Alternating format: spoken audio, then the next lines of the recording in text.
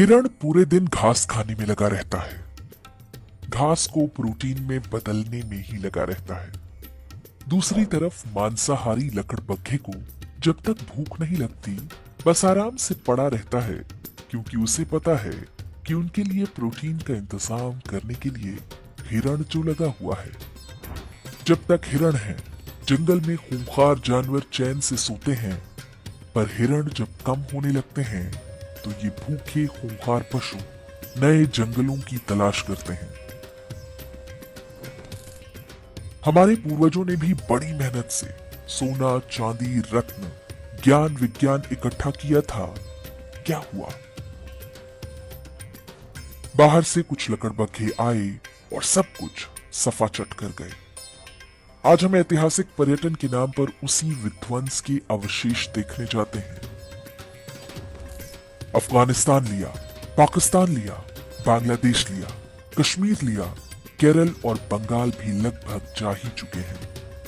भारत के लगभग सभी क्षेत्रों में लकड़बग्घा बहुल क्षेत्र बसते गए। उनकी नस्ल के शिकारी परजीवी गुणों का विकास भी जारी रहा। अब पाकिस्तान और बांग्लादेश में संकट है, क्योंकि वहां हिरण लुप्तप्राय हैं। अब उन्हें नए जंगलों की तलाश है। उन्हें पता है कि पड़ोस में ही एक हरा भरा जंगल है। वहां पर पहले से ही भारी संख्या में लकड़बग्घे रहते हैं, लेकिन अभी छिटपुट शिकार से ही पेट भरने को मजबूर है। जंगल के कानून में संख्या बल सबसे आवश्यक है। इसे ही वो गजवाए हिंद कहते हैं और उनकी किताबों में इसका जिक्र हो चुका है। हर शांतिप्रिय लकड़बग्घे के मन में वो ऐसे बैठा हुआ है जैसे हिरणों के मन में संविधान और राष्ट्रगान। हिरणों को अनुमान नहीं कि आखिरी युद्ध बहुत कठिन होगा, क्योंकि ये अंदर से शुरू होगा फिर बाहर से।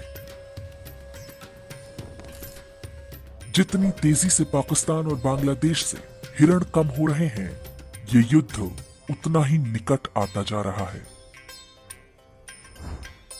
ये युद्ध अचानक नहीं होगा, वास्तव में हम पहले से ही इसके बीच में हैं।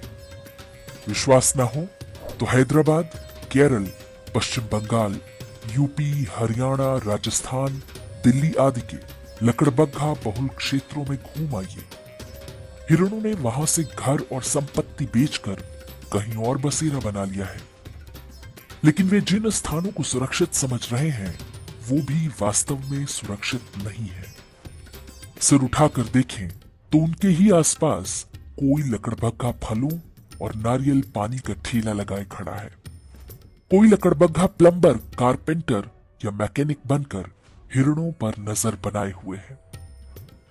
हर कोने पर लकड़बग्घों की मांद भी बन रही है। आंखें और कान खोलेंगे तो सब कुछ दिखेगा।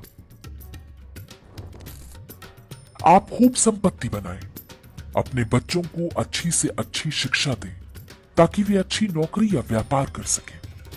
लेकिन ध्यान रखना होगा कि आप भी हिरण तो नहीं बनते जा रहे।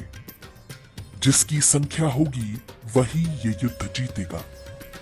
महंगाई करो ना रोकर, यदि आप 1 या 2 बच्चे तक सिमट गए तो निश्चित मानिए कि जिस घास को आप प्रोटीन बना रहे हैं वो किसी न किसी लकड़बग्घे के काम आएगा।